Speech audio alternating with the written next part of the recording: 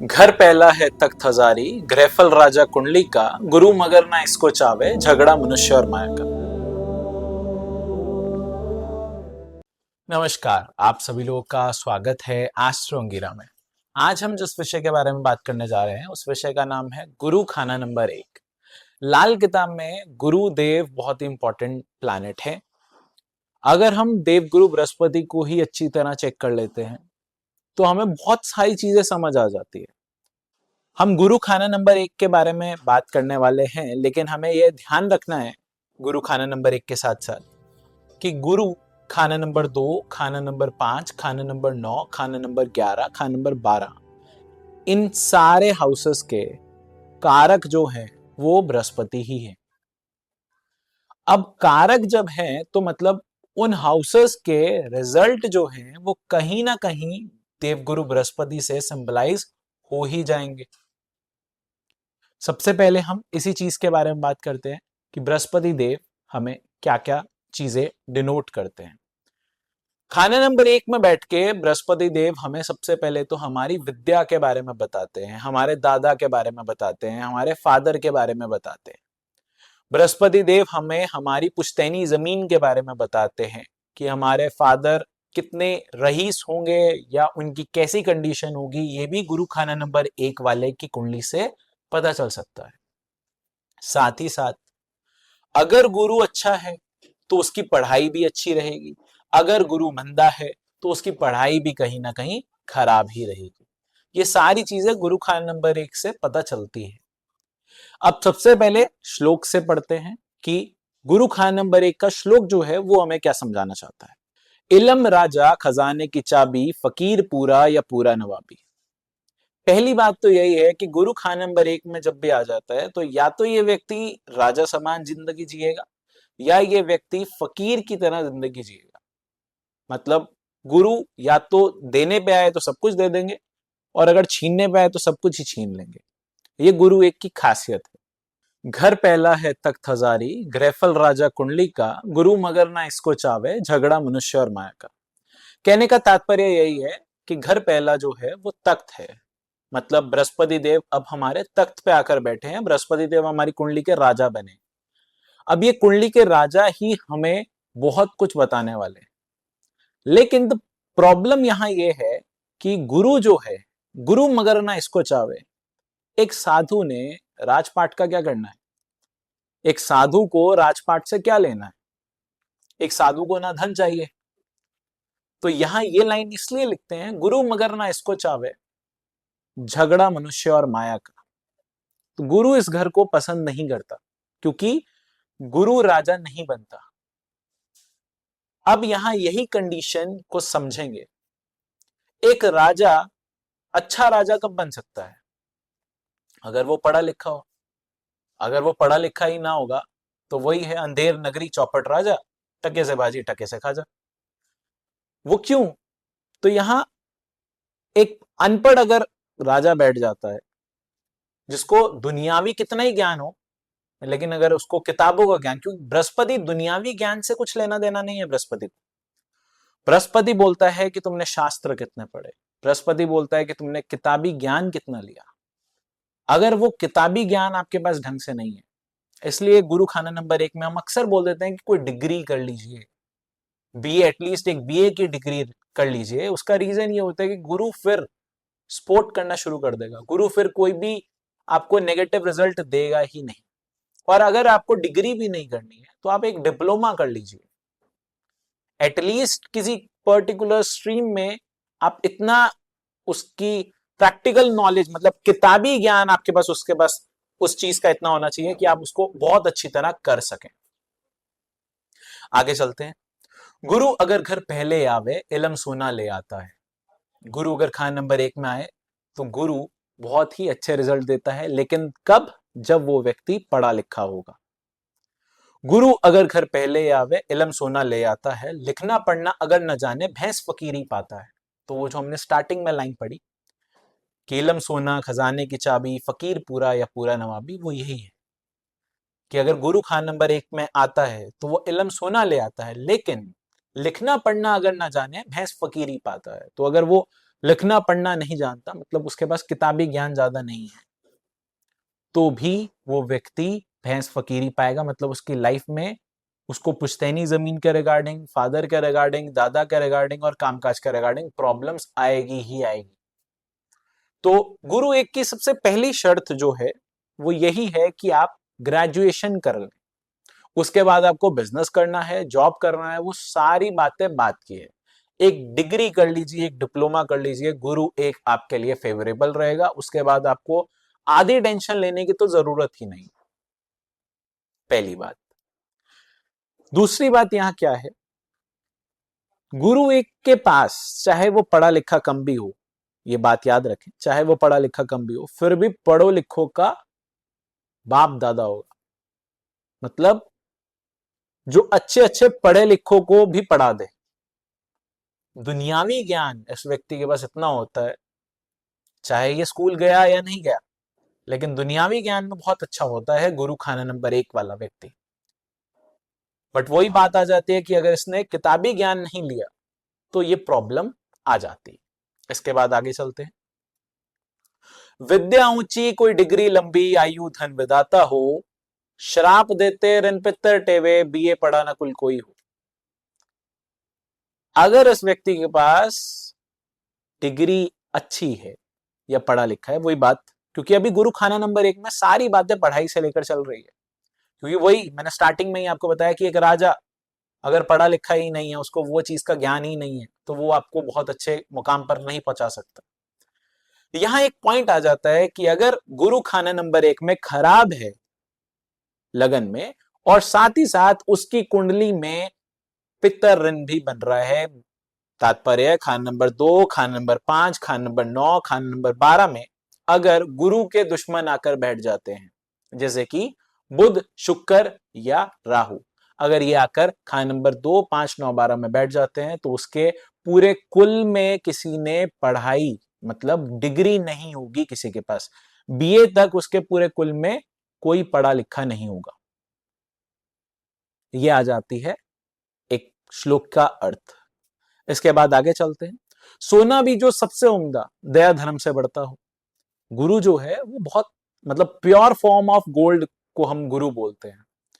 गुरु जो है वो पहले घर में बहुत अच्छा रिजल्ट देगा, लेकिन तब जब आप पढ़े लिखे होंगे। सोना भी जो सबसे उम्दा, दया धर्म से बढ़ता हो, सेहत दौलत रिश्तेदार अपने, नागवली का साया। सेहत, दौलत और रिश्तेदार, इन सबके साथ इसकी ऑटोमेटिकली बनेगी अगर ये व्यक्ति का गुरु अच्छा है। इसको हर रिश्तेदार से अच्छी तरह बात करनी आती है, हर रिश्तेदार और रिश्ते बनाने आते हैं, दौलत भी अपने पास घर चलते आएगी और सेहत भी इसकी अच्छी रहेगी जब गुरु खाना नंबर 1 अच्छा हो। अगर गुरु खाना नंबर 1 खराब होगा तो घर में गृह क्लेश बना रहेगा, किसी ना किसी को दमे या सांस की प्रॉब्लम होगी, किसी ना किसी घर में किसी को किडनी या किडनी स्टोन की प्रॉब्लम, ऐसी प्रॉब्लम्स उसके घर में ऑटोमेटिकली आ जाएगी जब उसका गुरु खान नंबर 1 खराब होगा। केतु चंद्र बुध अच्छा होते, पीरी राजा सन्यासी हो, सूरज शनि 7, 8, 11 मंदे गुरु हुआ तब मिट्टी हो। अगर सूर्य खाना नंबर 11 में आ जाए, 8 में आ जाए, तो गुरु खाना नंबर 1 जो है वो आपको बहुत ही मंदा रिजल्ट देगा in terms of father and in terms of money. अगर शनि खाना नंबर 7, 8 या 11 में आ जाए, तो गुरु खाना नंबर 1 वही सेम रिजल्ट, फादर को और पैसे में प्रॉब्लम्स देगा ही देगा। उम्र 16 से घर को तारे, कुल संसार बुढ़ापे में। 16 साल की उम्र से ही इसको काम की तरफ लगन लगनी शुरू हो जाती है। लेकिन अगर गुरु 1 आपको अच्छा रखना है तो आप 22 साल की उम्र के बाद ही काम करना शुरू करें, क्योंकि आपकी ग्रेजुएशन हो जाएगी और सब कुछ हो जाएगा और अच्छी तरह से आप फिर अपने काम पे फोकस कर सकते हो, तो आप ज्यादा कामयाब होंगे। बल्कि अगर आप 16 साल में पढ़ाई को छोड़कर काम पर लग जाते हो तो आपको इनिशियल बूस्ट तो मिलेगा, 27 साल तक तो आपको अच्छा खासा लगेगा कि मेरी तरफ हर तरफ से पैसे आ रहे हैं, सारा काम सही चल रहा है। लेकिन 32, 34, 36 के बाद धीरे धीरे वो डाउनफॉल की तरफ बढ़ता रहेगा। जैसे ही शादी करोगे इसके बाद और ज्यादा डाउनफॉल बढ़ता रहेगा। तो ये चीज के बारे में भी ध्यान रखें।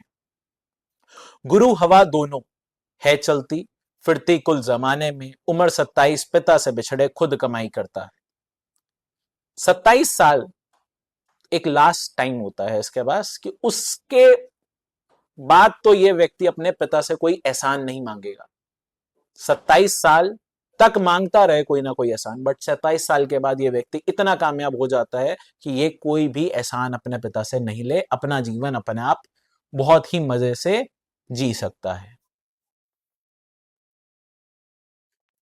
शनि चक्कर से 7वें आवे, पिता ना उसका बैठा हो। जब भी ये बात वर्षफल में ध्यान रखें, गुरु खाना नंबर 1 में और वर्षफल में शनि खाना नंबर 7 में आ जाए तो ये कंडीशन फादर की हेल्थ के लिए अच्छी नहीं है, पहली बात। दूसरी बात, यही कंडीशन में अगर शनि की जगह शुक्र आ जाए 7वें घर में और गुरु खाना नंबर 1 में हो, तब भी फादर की हेल्थ की कंडीशन के लिए ये अच्छा नहीं है। सूर्य खाना नंबर 1 में हो और शुक्र खाना नंबर 7 में आ जाए, ये वर्षफल की बात कर रहा हूं मैं, ये बात का ध्यान रखें, तो भी ये फादर की कंडीशन की मतलब हेल्थ के लिए अच्छा नहीं है। सूर्य 1 में हो और शनि 7 में आ जाए तब भी फादर की हेल्थ के लिए अच्छा नहीं है। ये वर्षफल के पॉइंट से इसे नोट डाउन कर लीजिएगा। शनि चक्कर से 7वें आवे, पिता ना उसका बैठा हो, मतलब यहां तो डायरेक्ट डेथ की बात कर देते हैं लाल किताब, बट हम उसे हेल्थ प्रॉब्लम्स तक ही स्टिक रखते हैं। डेथ एक बड़ा पॉइंट हो गया, उसको हम डायरेक्ट एक पॉइंट से नहीं आइडेंटिफाई करते। उमर मामू की छोटी होवे पर ना छोटी अपनी हो, ऐसा व्यक्ति के मामा खानदान को प्रॉब्लम या उनकी आयु जो है वो छोटी हो जाती है। छोटी का मतलब लाल किताब में 60-65 तक छोटी बोलती है लाल किताब, तो वो कोई टेंशन की बात नहीं है। उमर मामू की छोटी होवे पर ना छोटी अपनी हो, घर 7वें घर खाली होवे, टांग तख्त की टूटी हो। 7th हाउस अगर एम्प्टी होता है तो फर्स्ट हाउस का जुपिटर जो है वो सोया हुआ कहलाएगा। ये गुरु अब सोया हुआ है तो 24 साल के बाद जब शुक्र की एज आ जाती है 25वें साल, 25 से 28 के बीच, तब ये गुरु आपको बहुत पॉजिटिव या नेगेटिव, जैसा गुरु होगा खाना नंबर 1 में वैसे रिजल्ट आपको मिलने या दिखने शुरू होंगे लाइफ में, पहली बात। दूसरी बात, गुरु खाना नंबर 1 में है और 7वां घर खाली है, तो इस समय डरने की बात नहीं है, ये एक अच्छी कंडीशन ही मानी जाती है। क्योंकि अगर इन एनी केस 7वें घर में गुरु के दुश्मन आ गए तो वो ज्यादा हानिकारक स्थिति है। गुरु जब 1 में होता है तो 7वें घर में अगर उसके दुश्मन आ जाए तो ये एक अच्छी स्थिति नहीं मानी जाती, क्योंकि राजा और वजीर की जब आपस में नहीं बनेगी तो हमारी कुंडली अच्छी नहीं मानी जाती। घर 7वां घर खाली होवे, टांग तक की टूटी हो, माता इसकी शिवजी होवे पर औरत से डरता हो। ऐसे व्यक्ति की मदर बहुत अच्छी होती है, बहुत ही दयावान होती है, सबकी हेल्प करने वाली। ऐसे व्यक्ति के जीवन में बहुत हद तक उसकी माता का इन्फ्लुएंस बहुत रहता है और ऐसा व्यक्ति अपनी माता से प्यार भी बहुत करता है और लंबे समय तक उसकी माता का साथ उसके साथ रहता है। औरत से डरता हो मतलब ऐसे व्यक्ति की अपनी औरत के साथ बहुत ज्यादा ट्यूनिंग ना बैठे, ये हो सकता है। या फिर ऐसा व्यक्ति अपनी औरत को खुश करने में बहुत कुछ करता रहता है कि मेरी औरत खुश रहे, मेरे बच्चे खुश रहे। यही गुरु 1 की खासियत है कि ये व्यक्ति किसी का दिल नहीं दुखाना चाहता, तो औरत खुश रखना चाहता है, ये व्यक्ति बच्चे भी खुश रखना चाहता है, और ये औरत के कहीं ना कहीं कहने में होता है। हम इसको इस कंडीशन पे रखते हैं। माता इसकी शिवजी होवे पर औरत से डरता हो, बेटे को तारती जावे, खुद 51 मरती हो। अब इसमें भी 2 कंडीशन, 51 बहुत बड़ी एज हो गई, बट फिर भी हम पुराने जमाने के स्थिति के हिसाब से चले तो वो एक अच्छी एज है कि जब तक ये लड़का 51 साल का नहीं होता तब तक तो एटलीस्ट इसकी मां जिंदा ही रहेगी, तब तक तो उसके साथ उसकी माता रहेगी ही रहेगी। आजकल एज ही जब व्यक्ति की एवरेज एज ही 60, 65, 70 हो चुकी है, तो उस हिसाब से हम इसको बहुत लंबा एज तो नहीं मानेंगे, बट उसको थोड़ा कॉम्पैक्ट करके कि मतलब अच्छी खासी जिंदगी बहुत लंबे समय तक इसकी मदर इसके साथ रहेगी, ये आप कह सकते हैं। बेटे को तारती जावे, खुद 51 मरती हो। केतु लड़का आसन उम्दा, बुध निकम्मा लेते हैं। केतु लड़का, जब केतु इसका अच्छा हो और इसके पास पहला लड़का हो, आमतौर पर भी गुरु एक के पास पहला लड़का ही हो जाता है। केतु जब अच्छा होता है तो गुरु एक अपना और अच्छा रिजल्ट दे पाएगा। बुध निकम्मा लेते हैं, अगर बुध खराब हो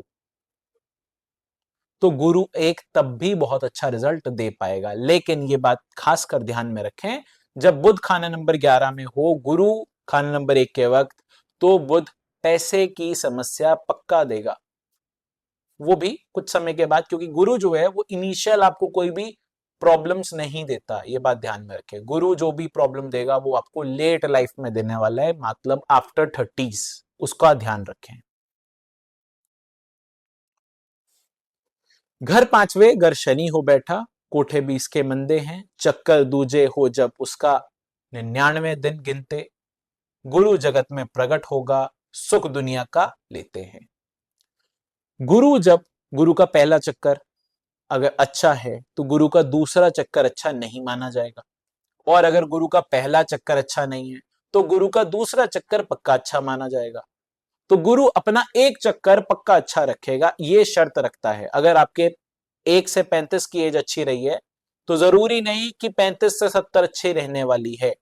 गुरु अपना एक ही चक्कर की शर्त रखता है कि मैं एक चक्कर अच्छा रखूंगा, सिर्फ एक चक्कर, ठीक है।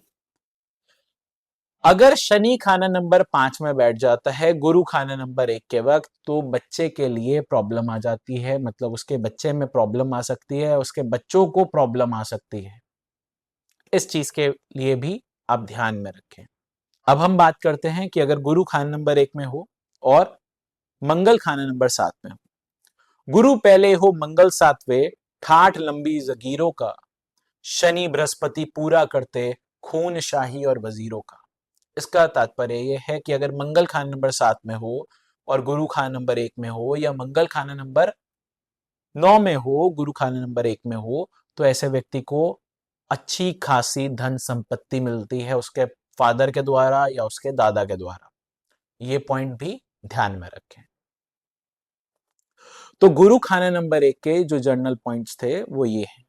अब हम कुछ खास बातों के बारे में बात करते हैं कि गुरु खाना नंबर 1 की कुछ खास बातें।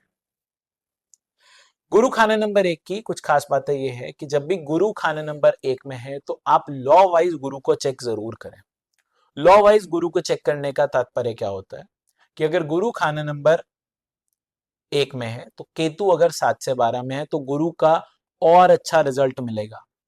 अगर गुरु खाने नंबर 1 में है और राहु 7 से 12 में आ जाए तो गुरु का बहुत अच्छा रिजल्ट नहीं मिलेगा, पहली कंडीशन। दूसरी कंडीशन, अगर गुरु खाना नंबर 1 में है और गुरु के दुश्मन 2, 5, 9, 12 के अंदर आकर बैठ जाते हैं तो भी गुरु अपना बहुत अच्छा रिजल्ट नहीं दे पाएगा।